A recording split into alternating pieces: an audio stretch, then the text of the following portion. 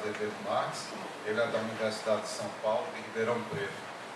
Vou fazer uma breve introdução ao Dr. Paulo. Ele é professor associado na área de Física Médica e Informática Biomédica, no Departamento de Medicina Interna da Faculdade de Medicina de Ribeirão Preto, da Universidade de São Paulo.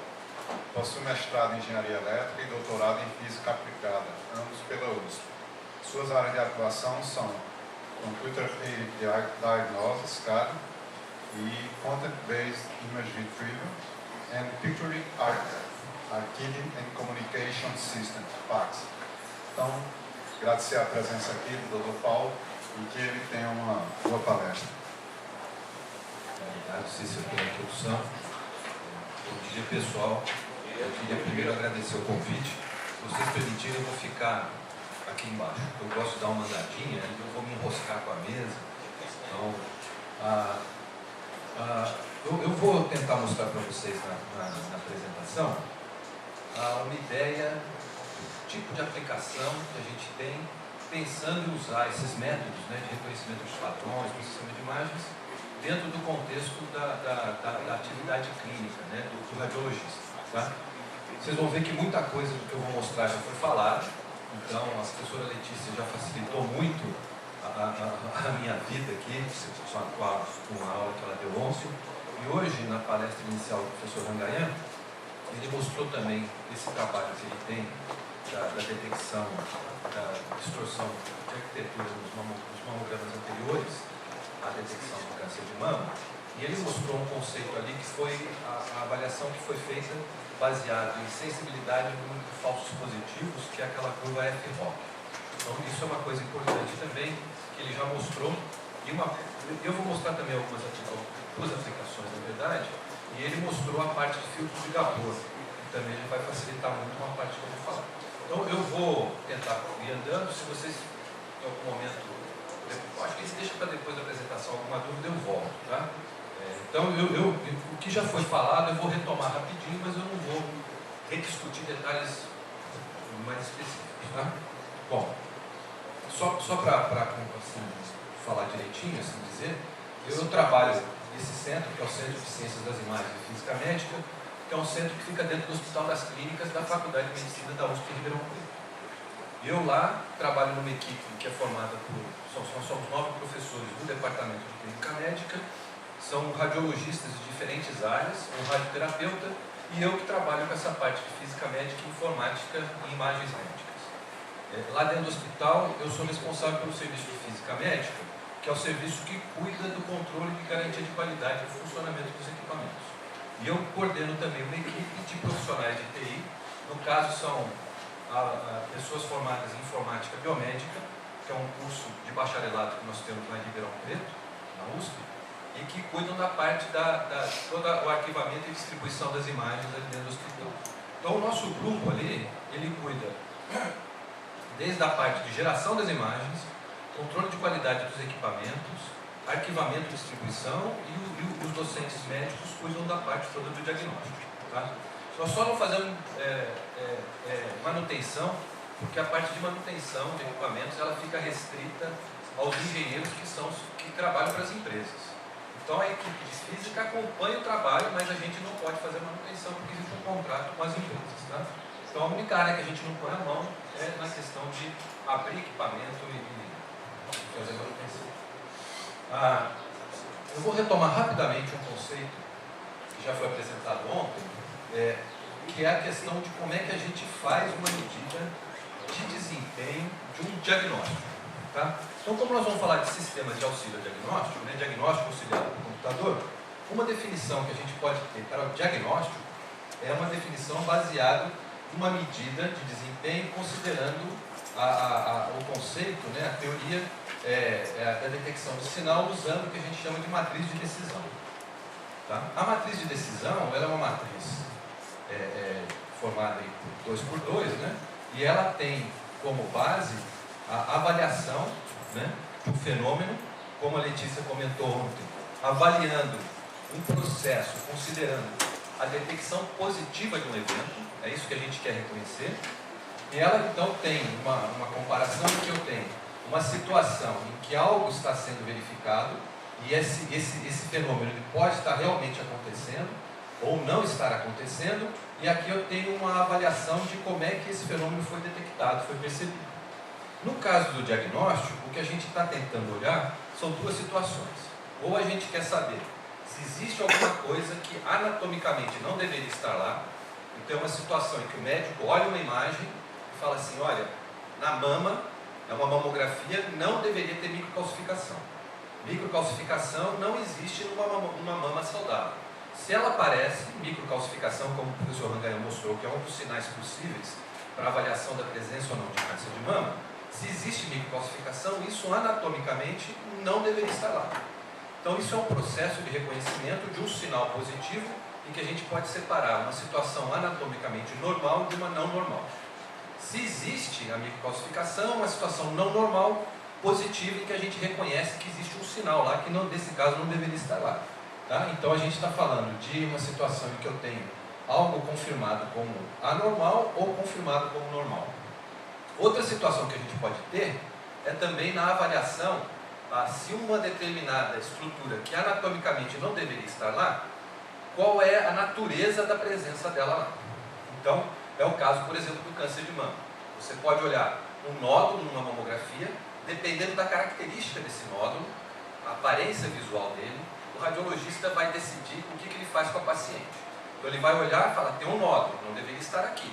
Então já não é um caso normal, é um caso de uma anormalidade anatômica. Dado que existe anormalidade, qual é a natureza dela? Dependendo da aparência, o radiologista vai decidir se ele vai falar, está tudo bem, isso aqui é algo que pode acontecer, apareceu, mas não tem nenhum significado maior, ou, não, pela aparência, isso aqui tem um risco de estar associado com um tumor, um câncer, por exemplo, e nós vamos ou fazer um exame complementar, ou eventualmente fazer uma biópsia. Então nós estamos procurando também uma situação em que eu tenho um sinal positivo ou negativo, agora não para a presença de algo, mas indicativo da natureza daquilo que foi detectado.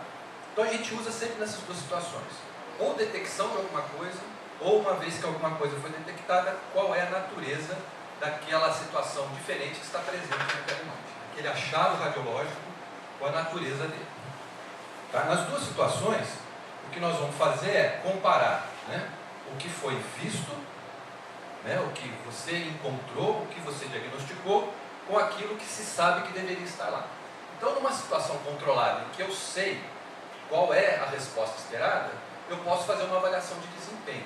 Eu posso comparar aquilo que foi visto, foi detectado, com aquilo que eu sei que deveria estar lá. Então, quando a gente faz uma avaliação de desempenho de diagnóstico, a gente parte de um conjunto que a gente já conhece e vê como a detecção ou a caracterização desse conjunto acontece.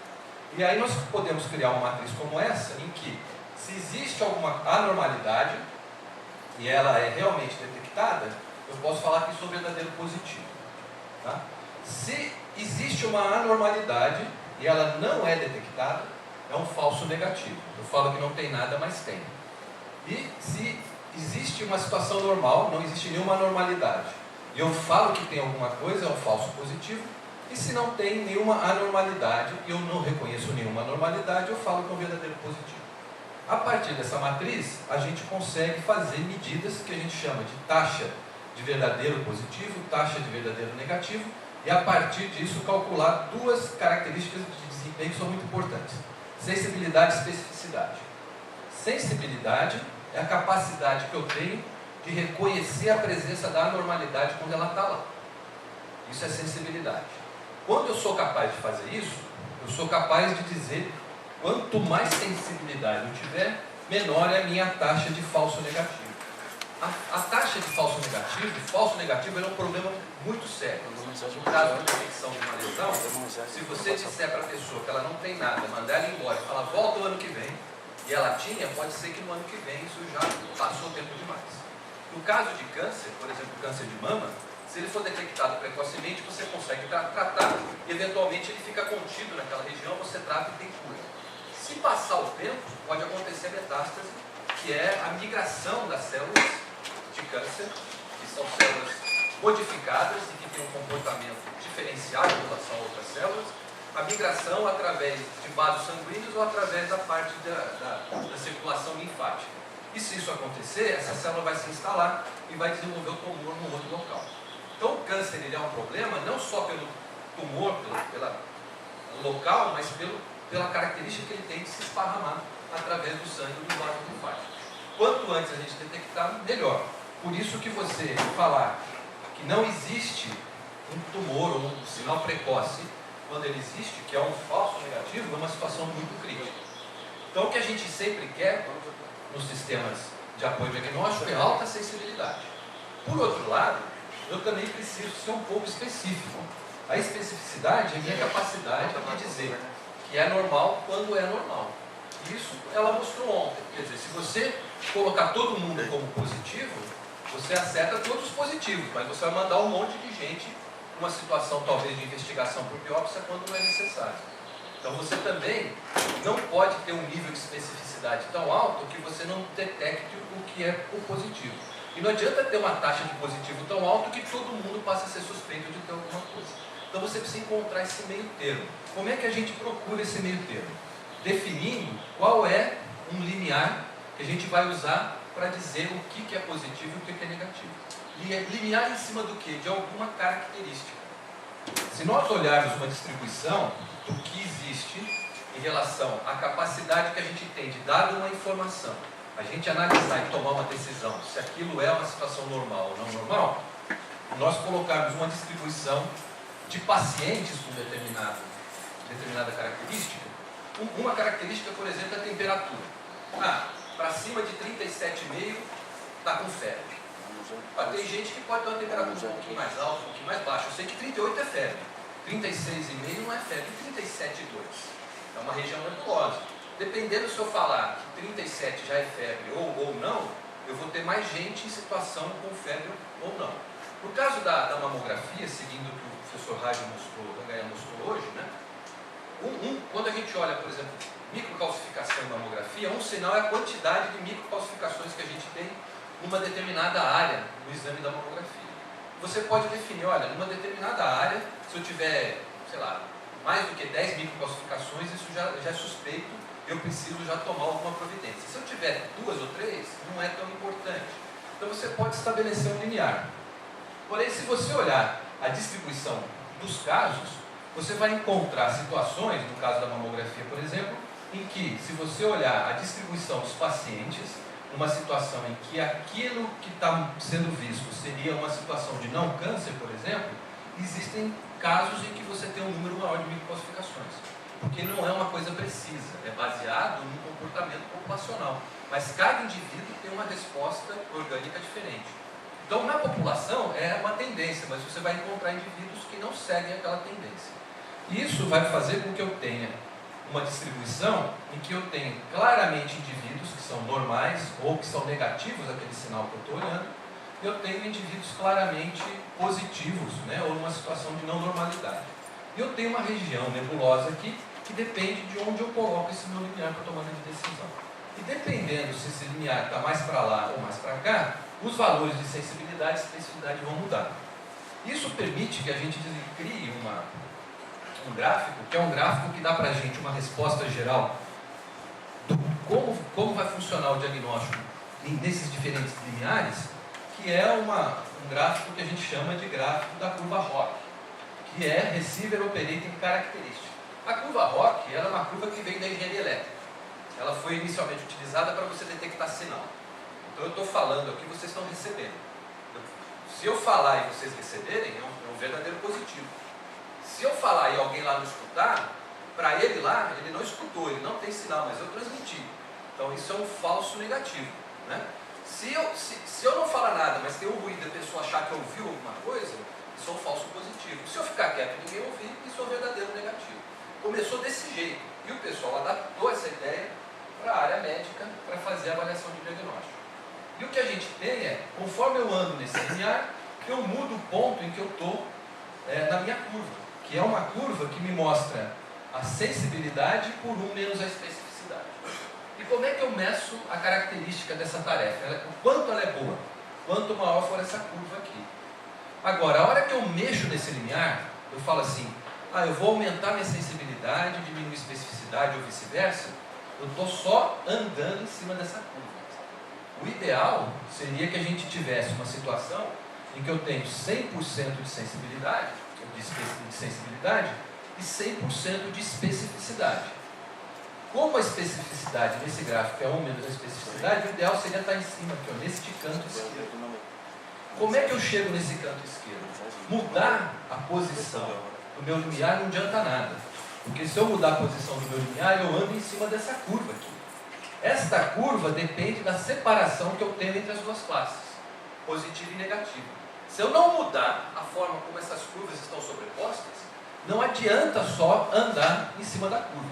Eu posso escolher um ponto de operação. Eu falo, olha, eu quero o ponto mais próximo do ideal. Eu seleciono uma situação ideal para aquela, otimizada para essa situação. Mas para eu poder melhorar o diagnóstico, se eu estou falando assim, eu quero que, com o auxílio do computador, o médico acerte mais o diagnóstico dele, eu preciso mudar a forma como essas curvas estão sobrepostas. Então, a situação pior que pode ter é uma situação em que a minha característica aqui é tão ruim que eu não consigo separar o que é positivo do que é negativo. E aí uma situação de sorteio. E essa situação de sorteio vai me dar uma área sobre a curva ROC de 50%. Meio, né? 0,5. Por isso que ele é um ponto de partida. Né? Ontem já foi falado. O Marco também falou, Gutierrez. Ó, 0,6, se 0,5 é o sorteio, 0,6 é um pouquinho acima, né? Não está muito bom. Né? Agora, se eu conseguir, numa situação diagnóstica normal, os médicos são treinados, é claro que eles não vão estar nessa situação, eles vão estar numa situação melhor em que eu tenho critérios de avaliação que vão me permitir separar melhor as duas curvas e trabalhar com uma situação em que a área é um pouco melhor. Mas o ideal seria tentar se aproximar de uma situação ainda um pouco melhor, em que essas curvas estão mais separadas e eu me aproximo da situação ideal. É isso que a gente quer com o auxílio diagnóstico, com o diagnóstico auxiliado por computador. Como a única forma de eu melhorar o diagnóstico, né, é inserir novas informações para separar a curva, o que a gente quer é colocar o computador junto com o médico e com isso trazer a situação de sobreposição para uma situação de maior separação, usando a informação do computador. Esse é o conceito que está por trás de quando a gente fala de diagnóstico auxiliado por computador. É isso que a gente quer. Né? A gente quer conseguir fazer essa melhoria. Existe uma definição, então, para isso. Né? Existe uma definição que o diagnóstico auxiliado por computador, a gente chama de CAD, né? Computer Aided Diagnosis, é uma avaliação, né, feita por um médico radiologista que leva em consideração a informação quantitativa dada pelo computador como uma segunda opinião.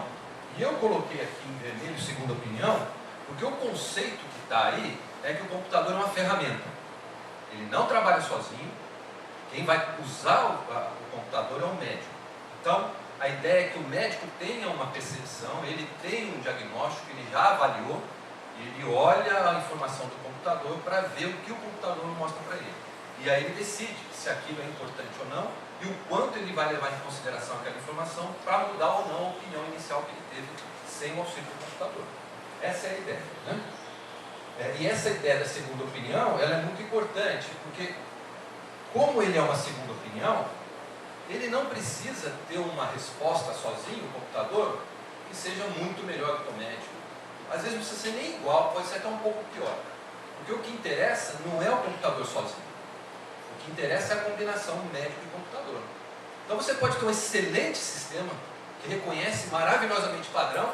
Se você colocar junto com o médico e não melhorar o desempenho do médico, ele não é um bom sistema de auxílio diagnóstico. Mesmo que toda a parte computacional esteja perfeita, ele sozinho é maravilhoso. Colocou lá, não melhorou o médico, ele não serve para nada. Né? Então o conceito é que o importante é a combinação médico-máquina. A máquina precisa ter um bom desempenho, senão ela vai atrapalhar o médico. Mas só o bom desempenho pode não ser suficiente. Eu vou mostrar um exemplo para vocês, para que isso seja realmente útil. Né? Por que isso começou? Nós estamos aqui discutindo, nenhum de nós aqui criou essa ideia, esse conceito. Isso começou, já há muito tempo atrás, baseado num conceito que se tem que a dupla leitura melhora a sensibilidade. Então já se sabe, através de experimentos, que quando você põe dois médicos, dois radiologistas fazendo análise da mesma imagem, você aumenta a chance do diagnóstico precoce do que você quer detectar. Tanto é que isso é o padrão. Lá no nosso hospital, lá em Ribeirão, tudo tem dupla leitura, às vezes tripla. Até porque nós temos os residentes, tudo é lido primeiro pelos residentes, tudo é lido pelos médicos e os médicos estudam os residentes no diagnóstico final. Então nós sempre temos essa tentativa dessa garantia de pelo menos duas leituras. E existem também algumas estatísticas, o professor Rangaia mostrou também uma outra um pouco diferente, mas que mostram que, se a gente considerar a primeira aplicação que foi feita pensando no auxílio foi para a mamografia, né? Mas o conceito vale para todas as áreas. E por que a mamografia começou? Porque câncer de mama é considerado um problema de saúde pública, né? É algo que se você detectar, você trata.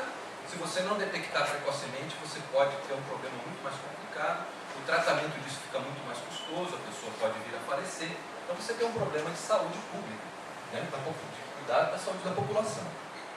Existem estatísticas que mostram, considerando principalmente a população dos Estados Unidos e da Europa, que num período de vida de até 70 anos, considerando que as mulheres vivam até 70 anos, né? 1 em cada 10 mulheres vai provavelmente desenvolver câncer de mama. Quer dizer, em algum momento, considerando a população de mulheres dos Estados Unidos e Europa, se elas viverem até 70 anos, de cada 10 mulheres, 1 vai ter câncer de mama. Essa é uma estatística que foi feita lá nos Estados Unidos e na Europa. Bom, se isso acontece, vamos tentar fazer detecção precoce e tratar.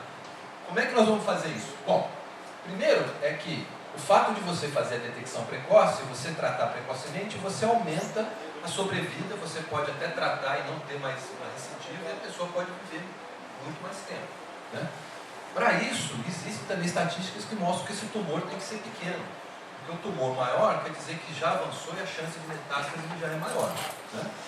Como é que você faz a detecção precoce, o rastreamento, como o professor Rangaia falou hoje de manhã?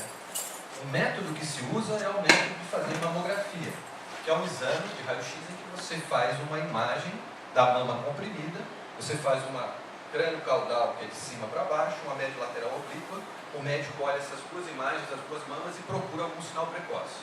Microcalcificação, nódulo, distorção de arquitetura e assim por diante. Agora, apesar de ser o método melhor ainda que a gente tem para fazer a detecção do rastreamento, casos precoces você tem perdas de 10 a 30%.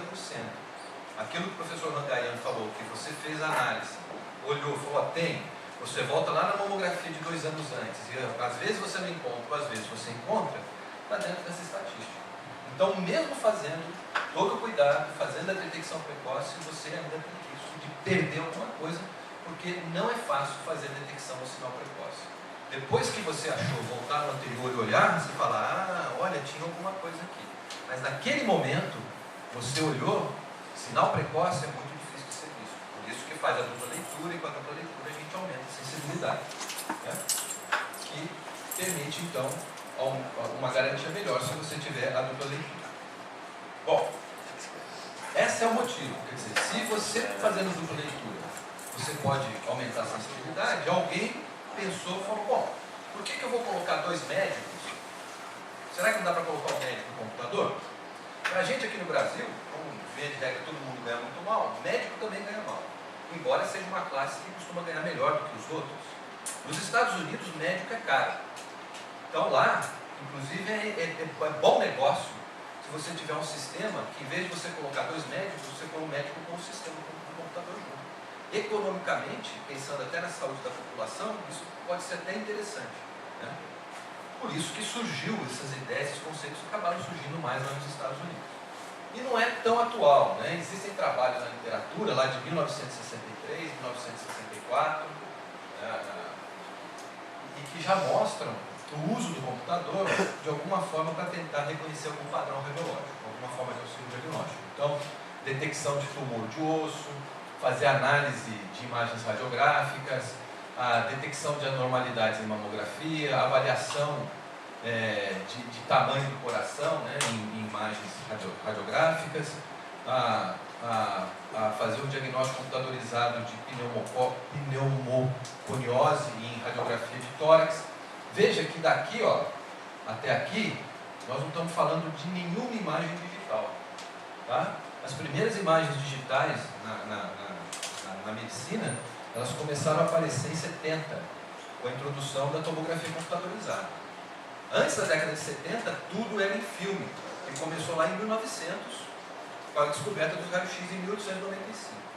Então, a ideia de imagem digital só foi introduzida dentro do fluxo de trabalho clínico a partir da década de 70, quando as primeiras imagens de tomografia computadorizada foram apresentadas num congresso na Inglaterra. Tá? Então, tudo isso aqui é filme. Filme que alguém pegou e digitalizou de alguma forma e processou no computador. E provavelmente eram computadores de médio a grande porte, porque os próprios computadores pessoais começaram na década de 70. Então, só para dizer que já tinha uma ideia, né? Mas ela era muito mais investigativa, de algum louco lá que falou, usar essa máquina e fazer alguma coisa, do que realmente uma linha de trabalho de pesquisa ou mesmo de desenvolvimento de produto já estabelecido. Na década de 80,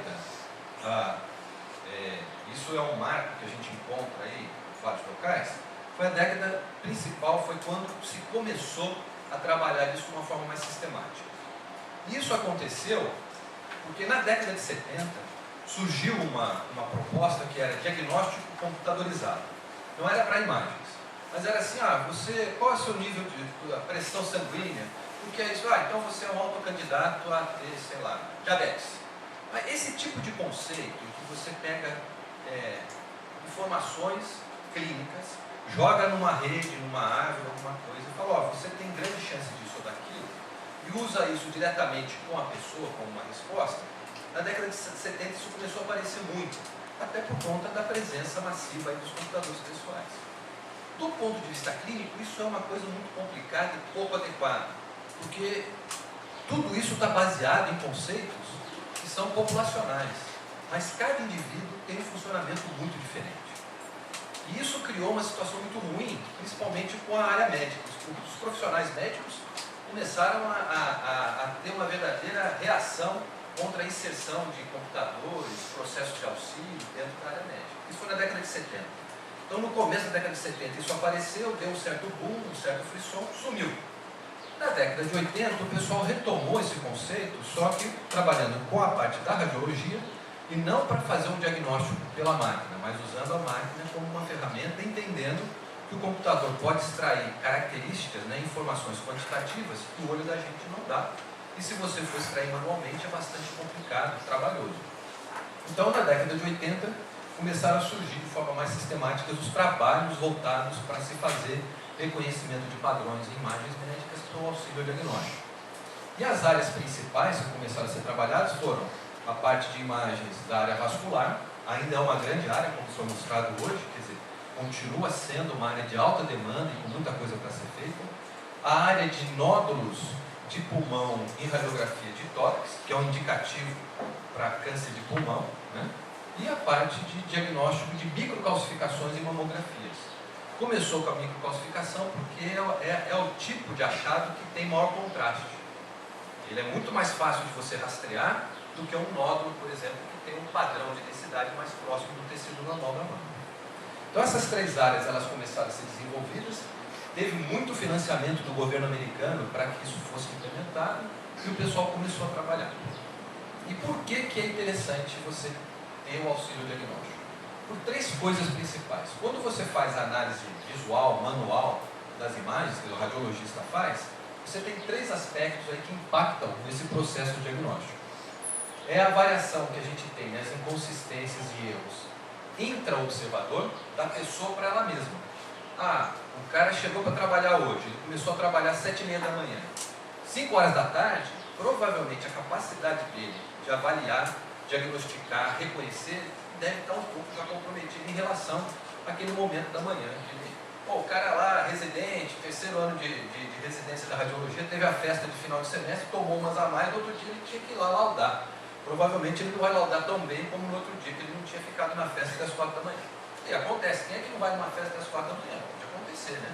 Se o cara for cirurgião é pior, se ele for tremendo porque bebeu, aí ele não vai poder fazer cirurgia, mas o radiologista senta lá e vai laudar, né? Então você tem essas variações. Existem variações também relacionadas a uma coisa que a professora Letícia comentou ontem, que é o fato de você, às vezes, prestar atenção num aspecto e deixar o outro de lado. Isso acontece, existem trabalhos que mostram que o radiologista, quando ele olha uma imagem, ele está olhando lá as mamografias, está olhando as radiografias de tórax, as tomografias de qualquer coisa, ele está olhando, eventualmente ele encontra um achado, e fala, tem alguma coisa, tem um nódulo aqui. A tendência é ele ficar disperso em relação à continuidade disso, porque ele, de certo modo, vai entender que a tarefa dele de detectar já foi feita.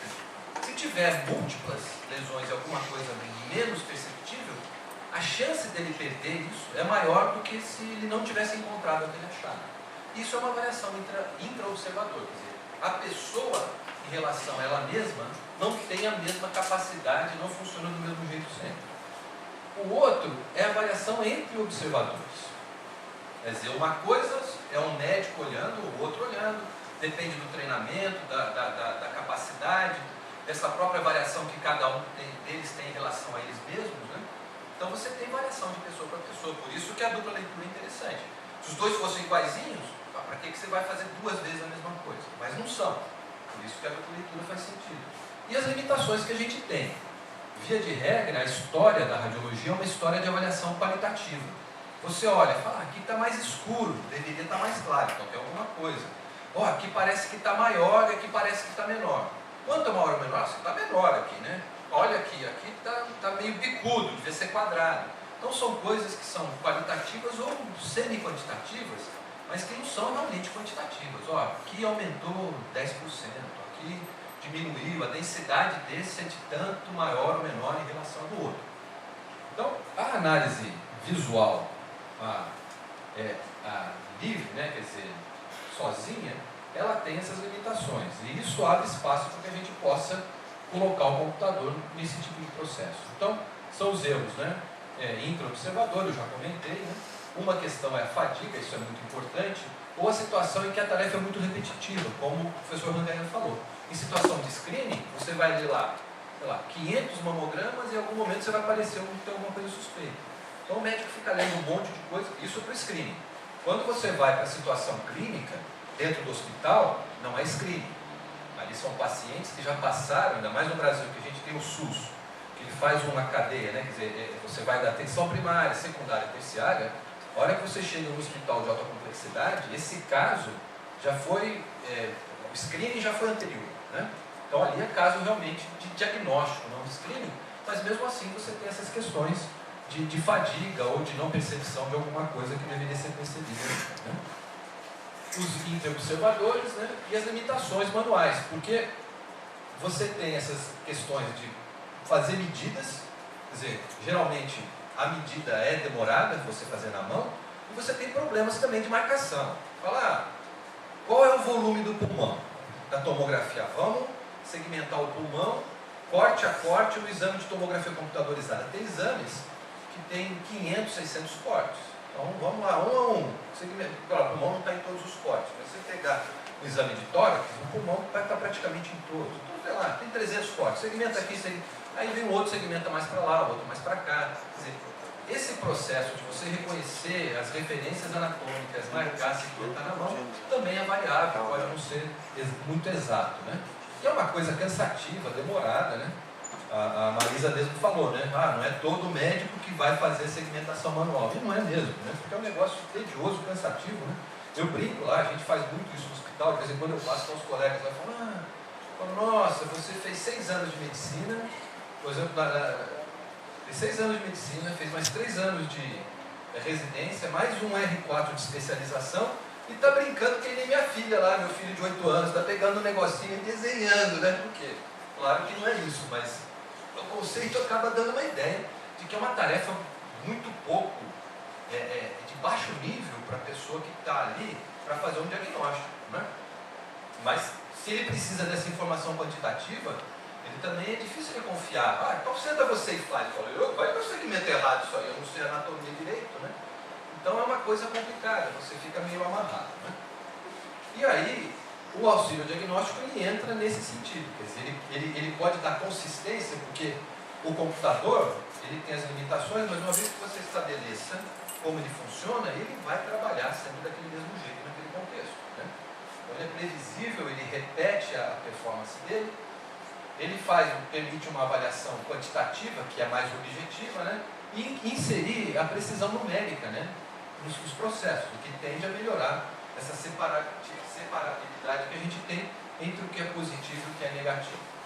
E aí a ideia é o que? Eu já comentei que se você olhar aquela curva ROC, que dá para a gente o desempenho do diagnóstico baseado na área sobre a curva, se a gente olhar, o conceito é que o radiologista sozinho estaria nesta curva de baixo, e a hora que você coloca o computador junto, os dois vão para um resultado melhor em que você consegue que a curva suba e a gente se aproxime da situação ideal, onde você acerta mais o diagnóstico.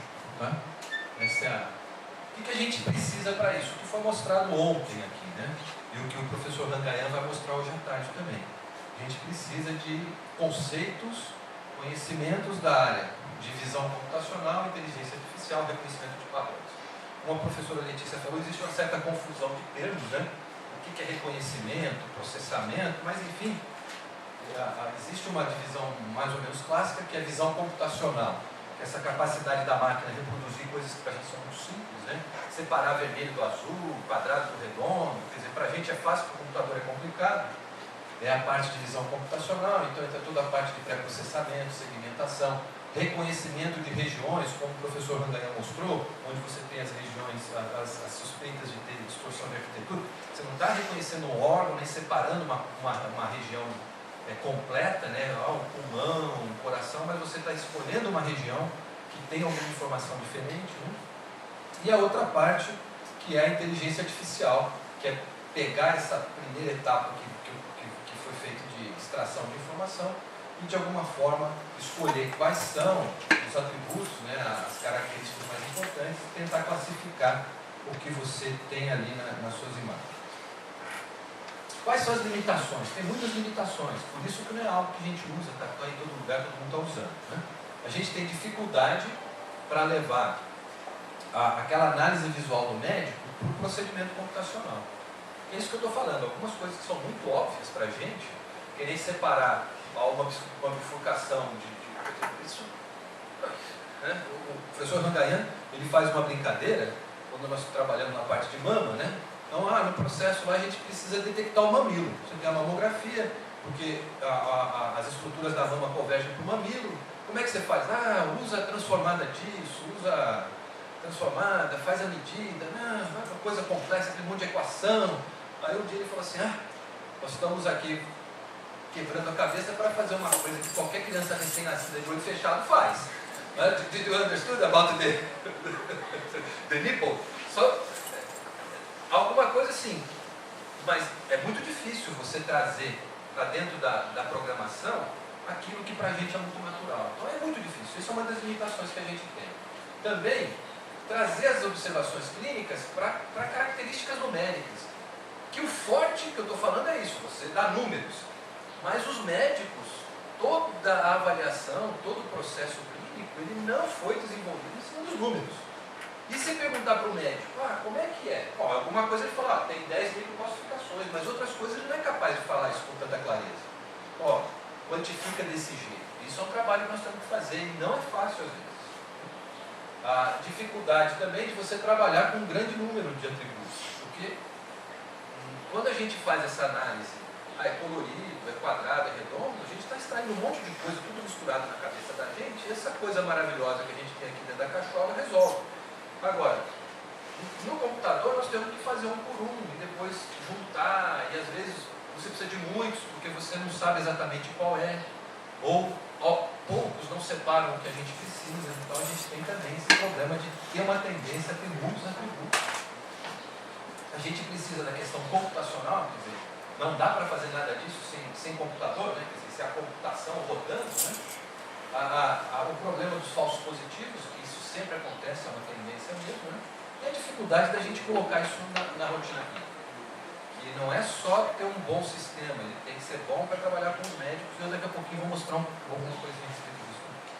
Bom, quais são os tipos de auxílio? Existe também uma definição para isso. Então existe um tipo de auxílio que a gente chama de auxílio à detecção, que é o que o professor Rangayan mostrou. Onde está, dentro do mamograma, a região que tem a distorção de arquitetura. Isso é detecção. Isso, o pessoal dá um nome, a gente pode chamar tudo de CAD, mas vocês vão encontrar Computer Aid Detection, com essa abreviação também, CAD-E, porque ele está pensando em detecção. E ele está sempre focado nessa questão, rastreamento. Eu tenho lá uma mamografia, eu tenho um corte, eu tenho um volume, eu vou rastrear, procurar uma área suspeita e dar um alerta. Olha isso aqui, tem alguma coisa que não deveria estar aqui. Essa é a ideia do auxílio à detecção. E a gente tem soluções aí para imagens planas, né? Raio-X, mama, tórax, mama, mesmo para situações que são tridimensionais, detecção de nódulos em tomografia computadorizada, avaliação de regiões suspeitas de ter, sei lá, fibrose, coisas desse tipo. Existe já nos Estados Unidos, existem sistemas comerciais aprovados pelo FDA, que é a fundação americana, que é tipo a Agência Nacional de Vigilância Sanitária. Tá? Então lá eles são reconhecidos, são aprovados. O primeiro foi aprovado em 98, que era para fazer detecção de microcalcificações em massa de mamografia. A partir dessa aprovação pelo FDA, os médicos lá puderam começar a utilizar isso como ferramenta clínica e receber dos convênios pelo uso disso.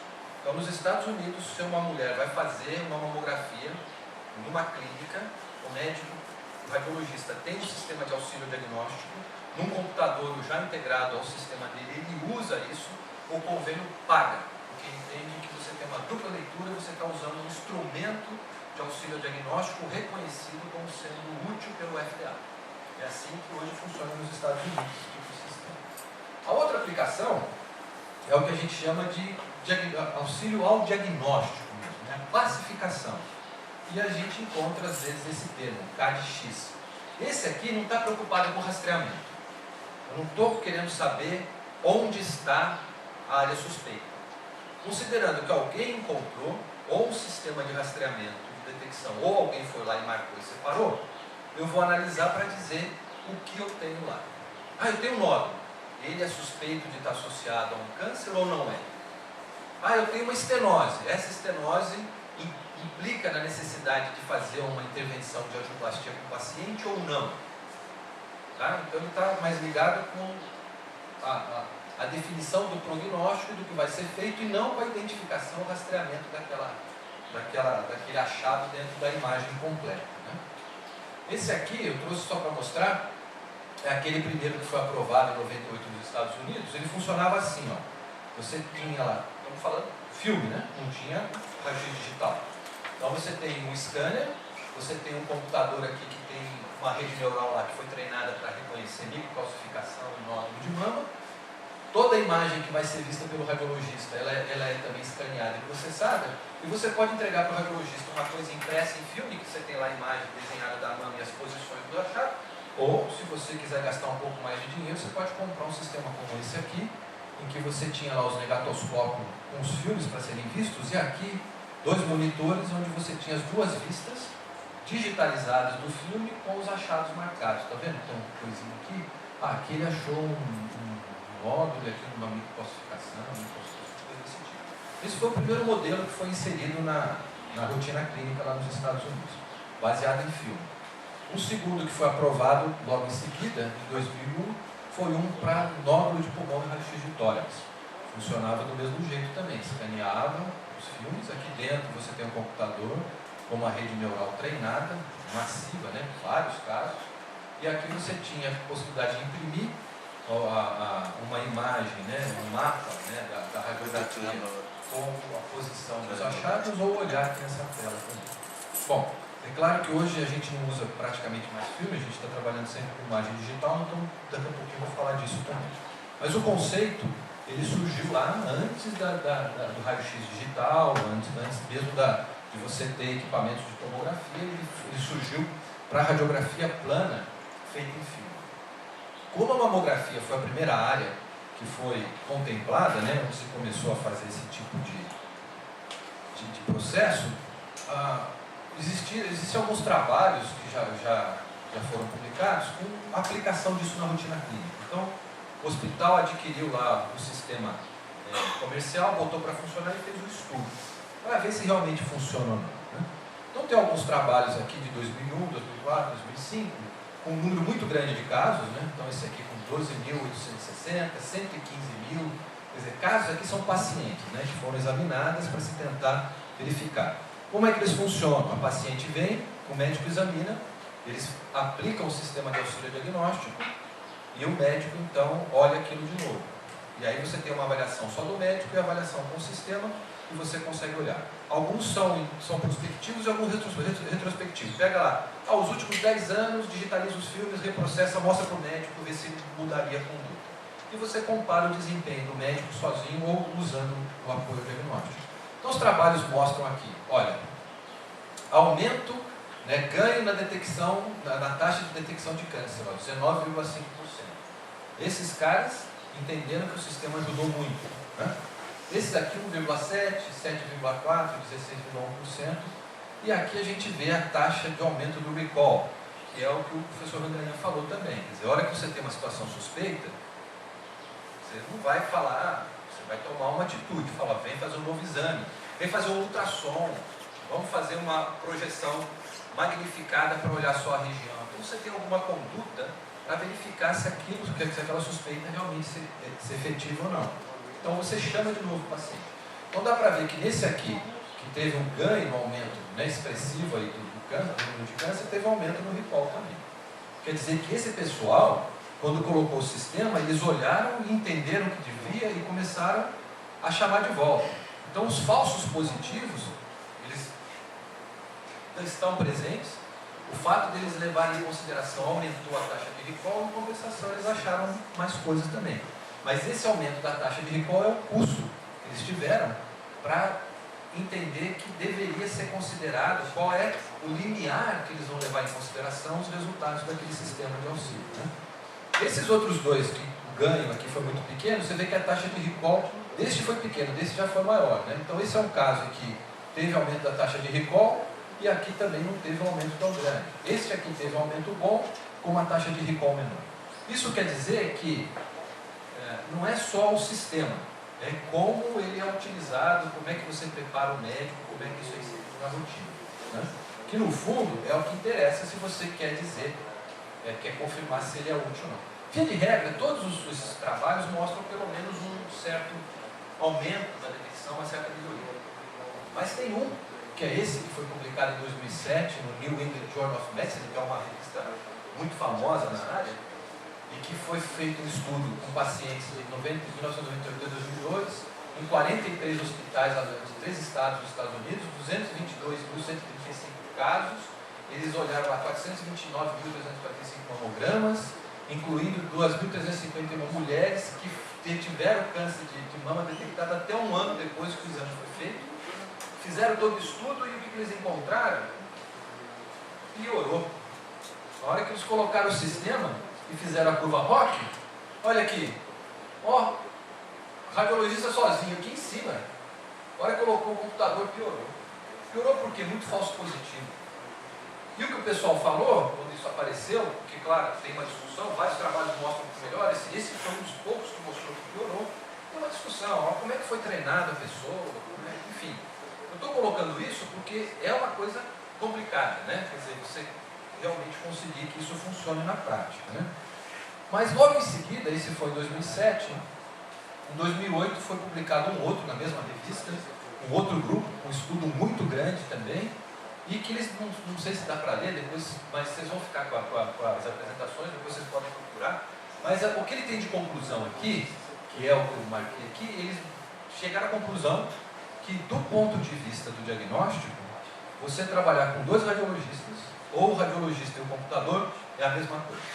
Então eles fizeram um estudo, não de verificar se o computador ele vai ajudar ou não, mas fizeram uma comparação no resultado do diagnóstico, trabalhando com dupla leitura, 2 radiologistas e um radiologista e um computador, e esse trabalho mostrou que é a mesma coisa. Não tem diferença estatisticamente significativa do ponto de vista da detecção precoce do câncer de mama, se você tiver dupla leitura de radiologistas ou radiologista e computador. E esse foi o trabalho que alavancou muito o desenvolvimento dessas soluções na rotina clínica lá dos Estados Unidos. Eu vou mostrar rapidamente aqui 2 exemplos, né, e fazer um pouquinho de propaganda da gente também, né, de trabalhos que a gente tem desenvolvido lá em Ribeirão, junto com o professor Rangarinha, mas para mostrar para vocês um pipeline que vocês já viram, que é o comum, né? Então, um exemplo de desenvolvimento, estamos desenvolvendo ainda, né, auxílio diagnóstico voltado para a detecção, né? Então é uma aplicação na radiologia do músculo esquelético, né, ortopédica, e a caracterização de fraturas vertebrais em raio-x lateral, que é uma imagem que você faz com o paciente de lado. Tá? Então a gente tem desenvolvido isso junto com o professor Rangayan. A ideia é que a fratura de vértebra é um achado que ele costuma aparecer e tende a aparecer cada vez mais na população idosa. Então a gente vai ficando velho, a nossa ossatura vai se degenerando e a gente começa a ter problemas, inclusive pode ter fraturas de coluna por questões de osteoporose. Basicamente essa é a questão principal para a população. E você fazer a detecção precoce é interessante porque você pode tratar. Então se a pessoa tiver uma fratura parcial, a tendência dela ter uma fratura mais séria e outras fraturas aumenta. Então é interessante você fazer a detecção precoce das fraturas e é interessante você fazer isso na população idosa. Então seria interessante um screening da população idosa para fraturas iniciais de osteoporose para você tratar, dar medicação, mudar hábito alimentar para diminuir, porque depois que a fratura acontecer você vai impactar na qualidade de vida da pessoa, né? Existe um protocolo de avaliação que foi desenvolvido por esse pesquisador, o Guénin, e que estabelece como é que deve ser a avaliação em basicamente 3 níveis, né? Quando a vértebra está normal, quando ela tem uma fratura leve, né, inicial, em que a gente percebe que tem uma diminuição aqui ou aqui no meio, um nível secundário em que essa fratura, né, você perde componente ósseo, mineral, e aí você começa a ter a vértebra começa a colapsar, né? E a situação mais crítica quando você já tem mesmo uma fratura estabelecida, né? Então os médicos usam isso visualmente para falar, olha, parece que tem uma diferença daqui para cá, de lá para cá. Se você quiser fazer a avaliação quantitativa, acho que não está dando para ver aí, mas ela é feita manualmente, a gente chama de medida dos 6 pontos. Então o radiologista vem na imagem, marca um ponto aqui, marca um ponto aqui, mede. Marca um ponto aqui, marca um ponto aqui, mede. Marca um ponto aqui, marca um ponto aqui, mede. Vê se tem diferença nessas alturas. Faz isso na vértebra de cima e na de baixo, compara as duas. Porque se ela colapsar toda, você também, ou uma parte, né, de forma uniforme, você não vai ter diferença nela, mas você vai ter com a superior e a inferior, que são próximas. Não são iguais de tamanho, mas são próximas. Então, o radiologista, se ele quiser usar isso, sem fazer só uma avaliação qualitativa, falando, eu acho que tem aí uma diminuição de 20% a 25%, aqui de 25% a 40%, mais ou menos, se ele quiser fazer para valer, se for quantificar, ele tem que fazer isso caso a caso. Então, fazer isso caso a caso com uma população é uma coisa praticamente inviável. Então, a ideia é fazer essa medida, né? Fazer um processo de detecção. Então, um pipeline aí, que é um pipeline igual que já foi mostrado, a gente faz a aquisição da imagem. Aí, tem um aspecto importante, quer dizer, a aquisição da imagem está dentro da ideia inicial do trabalho, mas ela já vem garantida. Se você está trabalhando com a imagem no contexto clínico, quem vai te garantir, vai falar, essa imagem ela vai ser desse jeito, é o protocolo clínico, que em princípio, no mundo ideal, vai garantir isso para você, é o físico médico lá no hospital, que tem que garantir a qualidade do serviço e a qualidade das imagens. Então, a gente tem a aquisição, a gente tem a parte do reconhecimento dos platôs vertebrais para poder fazer as medidas das alturas das vértebras, a gente faz a medida, a gente faz uma análise baseada numa regra, que a gente tem aquela regra de Guénin, e a gente dá o score, né? Então, nós fizemos um método semi-quantitativo, a gente não conseguiu chegar numa solução boa de segmentação inicial, então é um método semi-quantitativo em que a gente abre uma interface e um médico ou alguém, isso pode ser feito também pelo técnico, alguém que seja treinado, marca 5 pontos que são os pontos intervertebrais, a partir daí a gente estabelece um campo de ação, extrai esse campo de ação e começa a tratar a imagem, né? O tratamento para fazer a segmentação foi baseado em filtros de Gabor, que o professor Rangayan já mostrou hoje, para que a gente pudesse fazer o reconhecimento, né, das regiões de linhas, né, dentro das imagens, né? E a partir dessa imagem do filtro de Gabor, nós fizemos um treinamento de uma rede neural para reconhecer se um determinado segmento fazia parte ou não do platô da vértebra. Tá? Então, eu não vou entrar no detalhe do filtro de Gabor, mas ele, como o professor Rangayan já mostrou, permite você realçar estruturas, né? E nós fizemos então um estudo e vimos qual que deviam ser os fatores, né? De alongamento, espessura e qual é a região que a gente deveria varrer para produzir uma imagem do filtro de Gabor.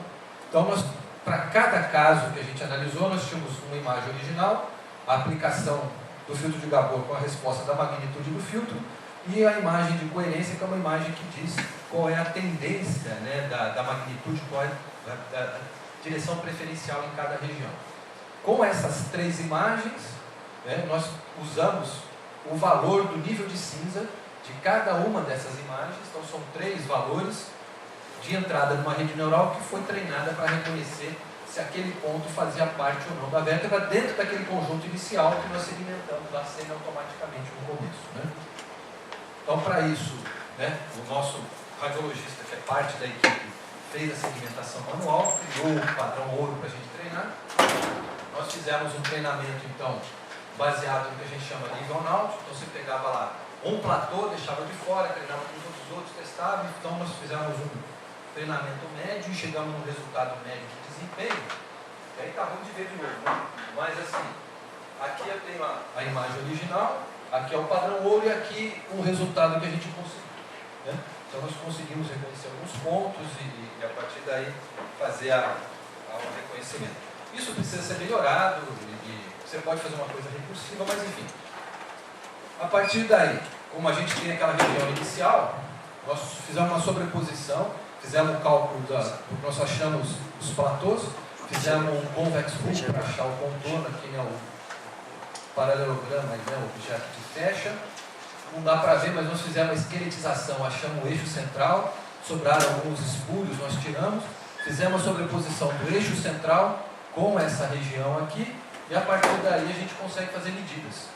Então aqui eu tenho uma vértebra, aqui é o eixo central, nós fizemos várias medidas aqui, essa é uma vértebra normal, essa aqui tem uma fratura aqui, fizemos medidas e a partir daí nós conseguimos treinar a rede neural e pudemos então também fazer o reconhecimento. E aqui o resultado, né?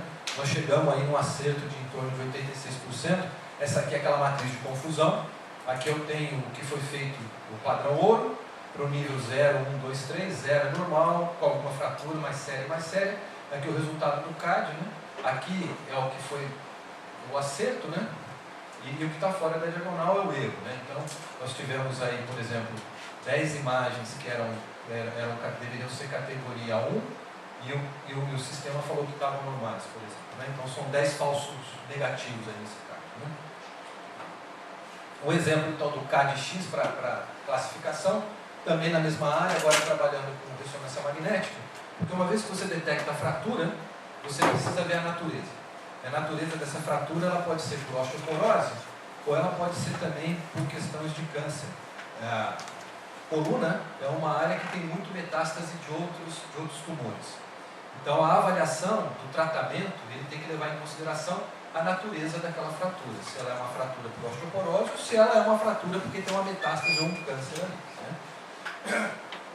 Então o que a gente, vou passar um pouquinho rápido, de novo é a população idosa, porque a população idosa ela tendo tem osteoporose, como a chance de ter câncer é maior, né? E aí nós estamos trabalhando com ressonância magnética de coluna, por enquanto não é volumétrica, nós estamos trabalhando com uma fatia central do volume aqui, né? E essa é a anatomia, a gente está trabalhando com a espinha lombar, né? Então as vértebras de L1 até L5, a gente tem as vértebras aqui, tem os discos intervertebrais. O que a gente quer é ser capaz de reconhecer quando a gente tem uma situação como essa aqui, onde eu tenho uma fratura, que é uma fratura por osteoporose, ou uma situação como essa aqui, uma fratura em que eu tenho uma metástase de um câncer, e aí é diferente, essa aqui você vai perdendo material, ela vai colapsando, e essa outra aqui, o material, o tumor vai destruindo e vai expandindo, e a resposta a isso aqui na ponderação em T1 é diferente quando você tem ainda a preservação do material inicial, né, da vértebra, né, ou quando você tem a substituição, o sinal é diferente em T1. Então, basicamente o que a gente vai fazer é chamar as de osteoporose benignas e as outras de malignas e vamos tentar separar. Então, é o mesmo procedimento, né? Nós fizemos uma segmentação. Aqui essa descrição que eu já fiz, um pouquinho mais detalhada, depois vocês leem com calma, né? Mas é o pipeline, a mesma coisa, quer dizer, nós temos as imagens, nesse caso, nós não rastreamos, nós queremos saber, dado que eu reconheci, eu tenho a fratura, o que ela é. Então nós fizemos uma segmentação manual, de novo, o professor Marcelo, que trabalha com a gente, foi quem fez junto conosco. E de novo, você extrai as características e assim tenta caracterizar. No caso aqui, são 63 exames, né, que tinham pelo menos uma vértebra fraturada, né, e aí nós montamos uma base em que nós temos aí desde fraturas benignas, malignas e normais. E basicamente, no que eu estou apresentando aqui, nós fizemos uma avaliação usando atributos de forma. Tá? É um exemplo. Nós temos também resultados com atributos de textura, com espectro de Fourier, com transformado Euler, mas eu achei que o atributo de forma ia ser interessante. Então, faz a segmentação manual, gera o conjunto de vértebras. Esse conjunto a gente extrai alguns atributos de forma. Então, um é o que a gente chama de descritores de forma baseada em Fourier. Basicamente, a gente vai ter, quando a vértebra é mais quadradinha, ela é menos complexa do que quando ela está dentilhada, coisas desse tipo. Então, o contorno baseado, da transformada de Fourier do contorno, vai dar para a gente uma ideia da complexidade. Então, pode ajudar a separar. Né? Então, tem uma forma. A compacidade, que é uma relação entre perímetro e área. Né? Se ela for redondinha, isso aqui vai tender, nesse caso, a zero, né? E quanto maior for, menos redondinha ela é. Né? Ela é parametrizada. E uma outra que chama de deficiência convexa, que é o quanto ela está diferente de um contorno fechado aí, polinomial, um quadrado, um retângulo. Então, e mais 7 momentos de Roux, que são momentos que, na verdade, ele trata a imagem como se ela fosse um objeto. Né? Então, você acha centro de massa, para que lado você tem maior níveis de cinza do que o outro. Então, como se fosse um objeto, você calcula esses momentos. Né? E aí, a gente tem 7 momentos, então são 3 mais 7 são 10. Né? Fizemos uma seleção de atributos usando métodos que são complementares. Então, começa com um, testa, põe mais um, vê se melhorou, não melhorou, vai, saturou, você não coloca mais. Então, são métodos. Nesse caso, nós usamos a Almoeca, que é um software que tem isso bastante pronto. E a extração dos atributos, nós fizemos toda a parte de extração no MATLAB. Trabalhamos com 3 classificadores, o KNN, o NavBase, que leva em consideração a aproximação com uma curva normal de distribuição, e essa rede neural aqui de base radial. Né? Então testamos diferentes aproximações e encontramos ali alguns resultados. Né? Então a gente tem aí, para cada classificador, quais são os atributos mais importantes, a área sobre a curva ROP que nós conseguimos é a classificação correta. Né? Isso para separar normal e fratura. Então, como é forma, aqui ele funciona muito bem, né? Porque a normal não tem. Né? Então, quando a gente vai para o normal, benigno e maligno, também é bom, mas não tão bom, porque aqui não é só a forma, a densidade, né? Quer dizer, o brilho também é importante. Como aqui nós fizemos só forma, isso ficou de fora. Aí tem outros trabalhos aí com atributos de nível de cinza e textura, usando matriz de concorrência, Haralick, assim, tudo. Mas a mesma ideia, né? A gente separou. Mas é interessante, você pega aqui, ó, um único atributo, não é um grande acerto, mas olha, ele sozinho já dá quase, dá mais do que 0,75 e quase 0,75. Né? Então é interessante para você saber o que é mais importante. Né? Para acabar rapidinho, como eu disse, né, a gente tem, quando a gente pensa no auxílio, a gente tem que pensar na inserção disso tudo na rotina clínica. Hoje em dia, a gente trabalha muito pouco com filme. A tendência é não ter mais filme mesmo, né? Está tudo em formato digital. E a gente gerencia todo esse ambiente de imagens médicas usando um negócio que a gente chama de PACS, que é Picture Archiving and Communication System, que é a infraestrutura de hardware e software que suporta a aquisição, arquivamento e distribuição das imagens por radiologistas. Tá? Ele trabalha em cima de um protocolo de comunicação que chama DICOM e que tem uma série de funcionalidades que permite que eu consiga fazer uma imagem de determinado equipamento, tendo os parceiros na rede, eu consiga da máquina mandar automaticamente na minha rede os exames para arquivar, ou para uma estação de laudo, para um outro local para fazer uma teleradiologia, assim por diante, associar as informações que eu vou colocar na minha imagem, por exemplo, o registro do paciente, o nome do paciente, diretamente com outros sistemas de informação do hospital. Então eu faço uma integração dos sistemas de informação. E aí, o que a gente tem visto e é o que se tem tentado fazer é que É muito complicado você pensar hoje em dia que você vai ter uma ferramenta, o médico vai lá estar trabalhando, ele vai parar o que ele está fazendo num certo visualizador para usar uma outra coisa. Ah, tem uma outra máquina aqui, consulta esse outro sistema, coisas desse tipo, na prática não funciona. Então a ideia é, com essa evolução do ambiente digital, sair desse modelo, que era o modelo que começou lá com mamografia, você digitalizava o filme, fazia o processamento, o médico olhava, você comparava e usava o diagnóstico, numa situação em que você usa essa infraestrutura que a gente tem, e que a gente chama de infraestrutura de informática de imagens médicas, esse é o nome que se dá, de um modo geral, e que você tem toda a sua infraestrutura para fazer o suporte da atividade, né, de atendimento, e você pendura nela o seu servidor de diagnóstico considerado de computador. Então você faz todo esse processamento, não numa máquina isolada, mas associada com esse ambiente do PACS, né?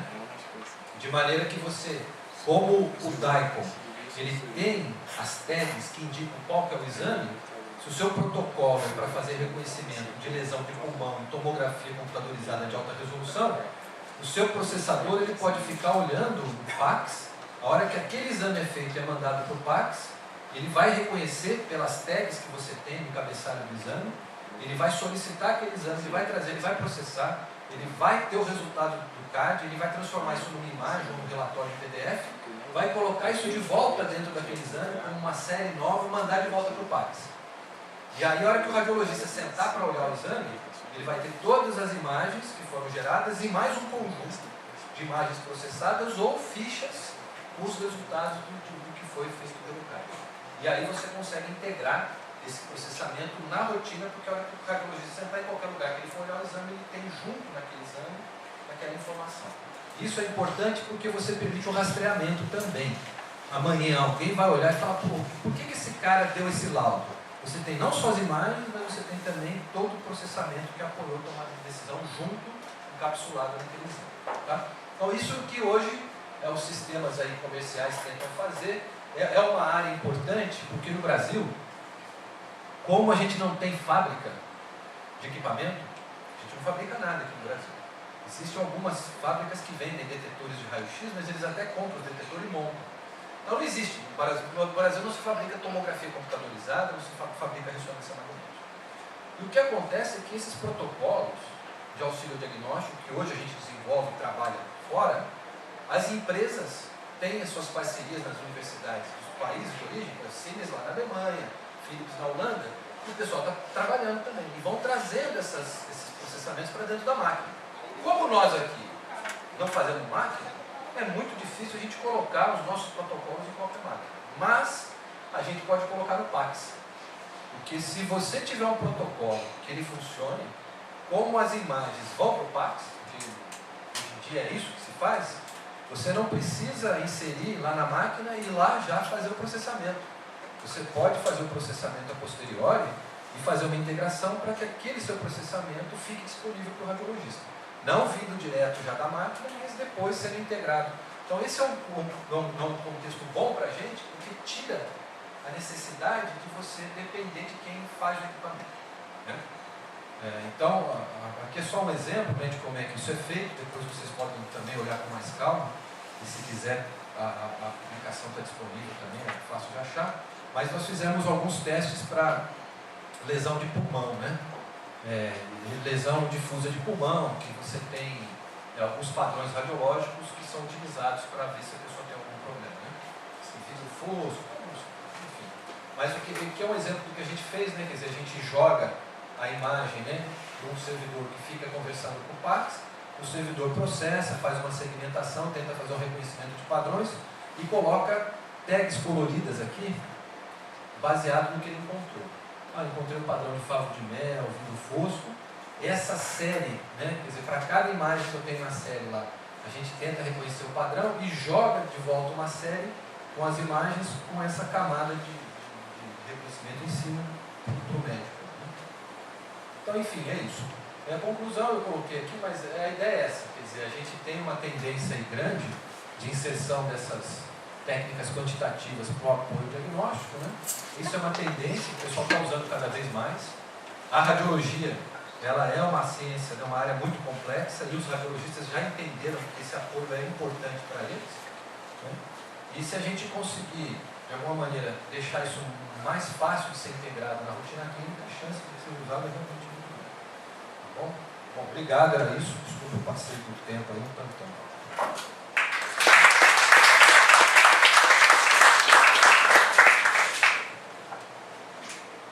Agradecer mais uma vez ao Paulo. Eu gostaria de saber se alguém na plateia tem alguma pergunta para fazer.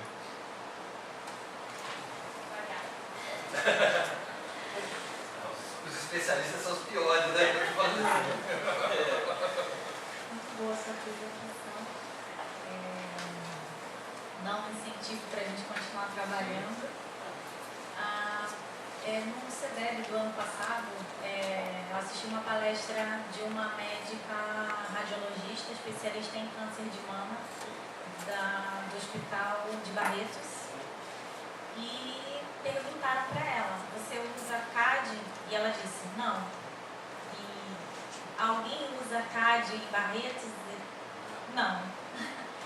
Então eu fiquei bem sensibilizada com essa contradição e gostaria que você falasse alguma coisa sobre isso. Eu vou fazer um comentário rapidinho, né, que vai bem nessa direção. Né? Nós fomos num congresso no DNBC, que é o congresso do I3E, e nós encontramos alguns colegas da Itália, que são parceiros que trabalham junto com o professor Rangayan, e estava lá uma pesquisadora, e o Marcelo, que é o radiologista que trabalha com a gente, né, que está dando todo esse suporte, e ele trabalha na pesquisa mesmo, né, e ele estava lá com a gente, e nós estávamos até conversando, eles estavam perguntando se ele poderia... Mas a primeira pergunta que ela fez, a pesquisadora que estava junto, você é radiologista? Sou. Você acredita em CAD? A primeira coisa que ela perguntou, aí o Marcelo, eu acredito.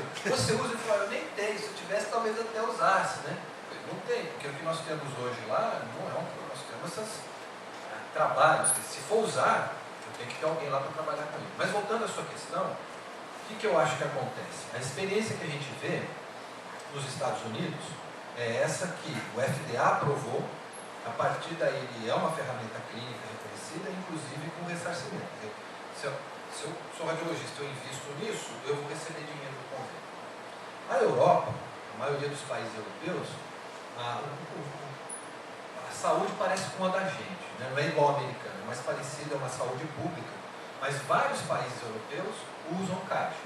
Então eu sei de casos, assim, o uso ou não depende do radiologista, depende do entendimento ou do responsável pela saúde daquela comunidade.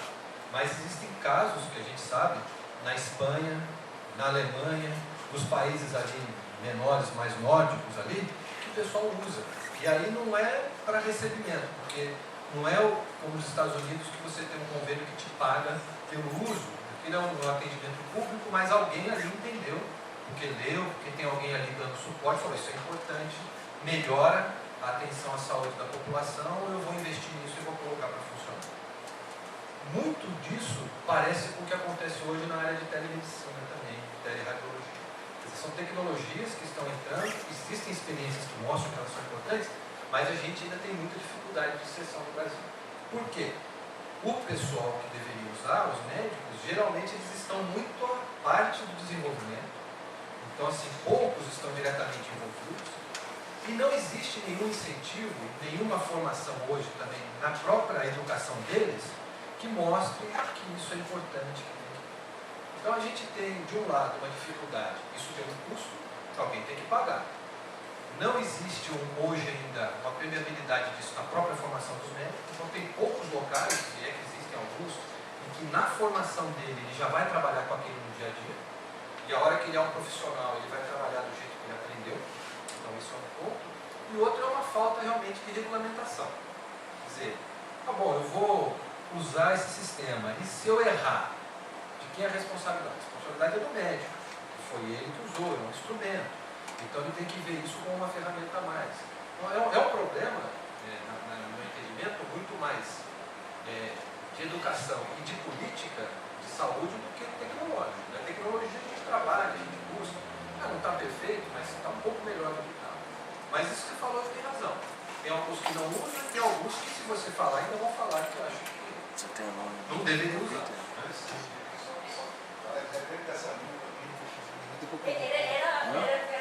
Tá tão ligada. Parece que a gente combinou. Eu ia perguntar, a curiosidade é assim, como é que funcionaria em termos regulatórios? Eu não sei exatamente, teria que passar aqui por uma aprovação da Anvisa, como é que funciona? É isso que eu... Deixa eu fazer um comentário. Olha, a Anvisa, o que a gente tem regulamentado hoje em relação ao uso das tecnologias na radiologia, né, para imagens? O que a gente tem uma portaria do Conselho Federal de Medicina focada em teleradiologia. Com teleradiologia eu vou fazer a imagem aqui, vou transmitir para alguém laudar à distância, seja porque eu não tenho médico aqui, ou tem que ter um médico pelo Conselho Federal, mas ele não é especializado, quero uma segunda opinião, enfim. Então existem algumas definições. Olha, a imagem que vai chegar lá tem que ter mínimo determinadas qualidades. Se é uma imagem para extremidade é isso, se é para mama é isso, para mama tem que ser transmitido em Dayton e tem que ser visto em monitores especiais. Então se você usar isso, que é o que está respaldado pelo Conselho Federal, não é pela Anvisa, você tem alguma normativa que te diz como você pode trabalhar com essas imagens digitais. Então, agora, a Anvisa, ela não fala nada em relação ao que você deve ou não ter na qualidade da sua imagem. O que ela tem é uma portaria de garantia de qualidade que diz, olha, se você tem um serviço de radiodiagnóstico, você tem alguns testes que você tem que fazer. Então, sei lá, raio-x, tem teste de constância, tamanho de ponto focal, camada semi-redutora, que são parâmetros que, se você mantiver controlados, você sabe que a qualidade da sua imagem é adequada. Resolução, resolução para mamografia tem que ser assim. Então, o detetor tem ou não tem resolução. Essas coisas a Anvisa estabelece através dessas portarias de garantia de qualidade. Mas ela não fala nada em relação qual é o monitor que você deve usar, nada disso. E ela, assim, do ponto de vista de sistemas de informação, de modo geral, ela não toma conhecimento. Então, assim, a Anvisa, se você quiser desenvolver um sistema de registro eletrônico para a saúde em Excel, o nome do paciente, o laudo, e quiser vender para alguém quiser comprar e usar no hospital, ele pode. Não existe ninguém, nada no Brasil, que normatize isso. O problema é que se você fizer isso, e você tiver um problema, alguém pegar os seus dados, tiver uma troca, você perder, tiver inconsistência, usando Excel, provavelmente você terá, você vai ter uma responsabilidade jurídica disso. Mas se não acontecer nada, você pode trabalhar a vida inteira porque ninguém olha isso. A única área que a Anvisa fala alguma coisa é na parte do PACS, então o Sistema de Arquivamento e Distribuição de Imagens. Como ela entende que aquilo é um dispositivo médico, que você tem os sistemas na ponta, a tomografia, a ressonância, e ela entende que isso é igual ao eletroencefalograma, é um dispositivo médico, ela tem uma exigência que as soluções para você arquivar e distribuir as imagens estejam registradas lá na Anvisa. É a única coisa que tem. Então não existe normativa nenhuma para nada disso. Isso é muito complicado, porque isso dificulta também a inserção no mercado. Porque para que é isso aqui que não tem normatização nenhuma? Só complementando a pergunta da Marisa, eu acho que na base de tudo tem um fator econômico, né? Quer dizer, você introduzir um sistema desse, como você está colocando ali, em hospitais públicos que já têm deficiência de verba até para comprar medicamento, você vê só centros de excelência que podem fazer isso, como o Ribeirão, ou então o Einstein e o ICO, onde tem excelentes grupos. Você não acha que a indução desse tipo de uso não estaria mais em função dos próprios fabricantes de equipamentos colocarem sistemas de CAD dentro dos equipamentos? Eles não são os indutores, porque em países de desenvolvimento é muito difícil fazer. Isso é uma verdade que já acontece. Se você for comprar, por exemplo, um mamógrafo digital, tá? Um mamógrafo que vai fazer a mamografia não em filme, mas já em formato digital, as empresas têm parcerias com os desenvolvedores dos sistemas lá dos Estados Unidos. Por exemplo, a Siemens, ela tem uma parceria com uma empresa que chama R2, que é a empresa que teve aquele primeiro sistema autorizado lá pelo FDA em 1998. Então você pode comprar a solução digital da Siemens, por exemplo, e se você quiser, você já paga para vir com aquele software para fazer detecção, fazer rastreamento de microcalcificação em órgão. Isso tem um custo a mais, mas a empresa já se compromete a instalar e calibrar para você. Porque isso é uma questão. Quer dizer, esses sistemas, eles são muito sensíveis à variação. A física médica busca uma calibração uniforme, mas não é totalmente. Então, você tem variações em relação ao sinal-ruído, brilho, contraste nas imagens, e isso vai impactar no seu sistema. E a empresa, quando ela tiver vende a solução casada, ela já calibra para você. Então, isso vem, isso acontece, e mesmo na ressonância. Então, hoje tem protocolos que uns anos atrás eles eram protocolos de pesquisa, e que hoje as empresas já incorporaram essa parte para a mama, tem reconhecimento, classificação de lesão de mama, né? Câncer de mama. Um aspecto que o pessoal, alguns anos atrás, estava estudando e já se confirmou, é como é que o contraste da base do gadolinho que você injeta na paciente, como é que ele é absorvido e ele é eliminado. A gente chama de washout. Né? Então, o tecido normal tem uma resposta. Tecido que não é normal tem uma. Se ele é um tecido proveniente de uma lesão maligna, um câncer, ele tem um tipo. Se ele é outro... Então, esse tipo de coisa, 10, 12 anos atrás, era pesquisa que as pessoas faziam como nós. Pegavam as imagens, injetavam, mediam. Hoje, existem vários equipamentos que já tem.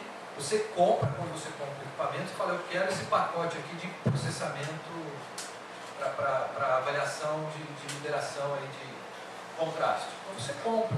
E aí você usa aquilo e começa a aplicar na sua rotina. Vem lá. Qual que é a nossa dificuldade? A dificuldade é que eles não chamam a gente, né? Falam, você não gostaria? Se eles chamam, assim, a empresa ela faz a parceria com a universidade próxima lá da fábrica dela. Isso que vocês têm aqui com a Samsung, isso aqui é um paraíso. Eu acho que isso aqui é um negócio. Tem uma área, antes de trabalhar em biométrica, para microeletrônica, né? Que a indústria de equipamentos eletroeletrônico do Brasil sempre teve uma grande concentração aqui em Manaus por conta dos incentivos. E o que é que ocorre? Então, há 20 anos atrás eu fazia microeletrônica. E nós saímos para o doutorado dizendo, olha, nós não vamos trabalhar porque a grande indústria que fabrica eletroeletrônica, ela nunca vai utilizar chips desenvolvidos na Universidade Federal do Amazonas. Né, porque eles desenvolvem isso no Japão, na Coreia. Em questão de um mês, um mês e meio, 2 meses, eles estão com os primeiros protótipos prontos e aí não dá para concorrer com a fábrica do exterior. Fazendo um paralelo com a área de casa. Como incentivar então a comunidade brasileira, na medida em que as fábricas de equipamentos estão todas fora e os recursos são muito poucos nos hospitais públicos para colocar esse sistema no ar? Se a gente deixar de lado a questão aí de gestão, né, quer dizer, de governança, o Ministério da Saúde, um lado, né, eu acho que as escolas médicas, isso lá em geral a gente tenta fazer, mas também não é fácil começar a ensinar essas tecnologias na formação, isso é um ponto fundamental, mas eu acho que do ponto de vista da pesquisa, a nossa abordagem hoje, para você pensar na inserção disso, tem que ser a conexão com pares. Então existem empresas nacionais que desenvolvem soluções para gerenciamento de imagens. Existem os grandes, que nem a Siemens, a Philips, que você compra equipamentos, você compra o Pax, tudo deles. Mas existem empresas nacionais, de médio, às vezes de pequeno porte, que desenvolvem soluções, não vendem equipamentos, mas você compra o sistema de arquivamento de distribuição. Estas empresas, elas seriam, na minha opinião, um ponto de ancoragem para esse tipo de trabalho.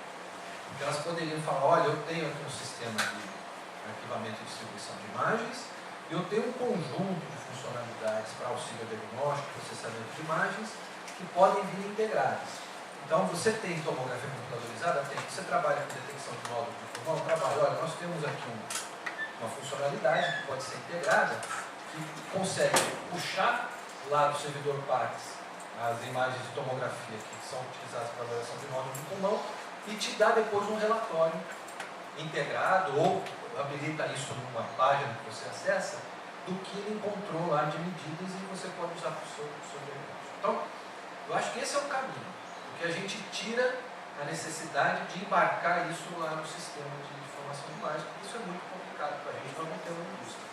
Mas a indústria de solução de software para o arquivamento, ela pode ser esse ponto, porque você não precisa fazer isso dentro da máquina, você pode fazer a posteriori. Agora, você precisa trabalhar com esse processo de integração, para que fique transparente para o médico. Na hora que ele sentar lá para trabalhar, ele vai ter um visualizador, que é daquele ambiente, daquela empresa que ele comprou a solução, E que ele vai ter visualizar, ele vai ter um botãozinho. Ver resultado lá do cara, aí o sistema vai trazer para ele uma coisa. Se isso a gente conseguir fazer, a gente fica mais ou menos em pé de igualdade. Porque a gente não depende do desenvolvedor de equipamento. Você já vê esse tipo de discussão nos congressos, tá? Eu vejo que tem algumas empresas que trabalham com essa área de PACs que já estão pensando nisso. Assim, já começam a conversar, a olhar, a ver como fazer. Qual que é a dificuldade? Não. A sociedade de informática, hoje o foco principal dela é em cima da parte de fazer certificação, avaliação de sistemas de registro eletrônico. Até por causa disso que eu falei. Não existe nenhuma normatização, mas o Conselho Federal de Medicina, junto com a sociedade, a SBIS, a Sociedade Brasileira de Saúde, tem um protocolo, tem um modelo de certificação. E o Conselho Federal de Medicina recomenda a aderência, né? Mas não olha imagens, olha sistemas de informação. Né? Então, isso a sociedade realmente ainda não está. Só uma complementação, você não está aqui com o Paulo. O Paulo é vice-presidente da Sociedade Brasileira de Informática e Saúde. Então, e uma salva de palmas novamente.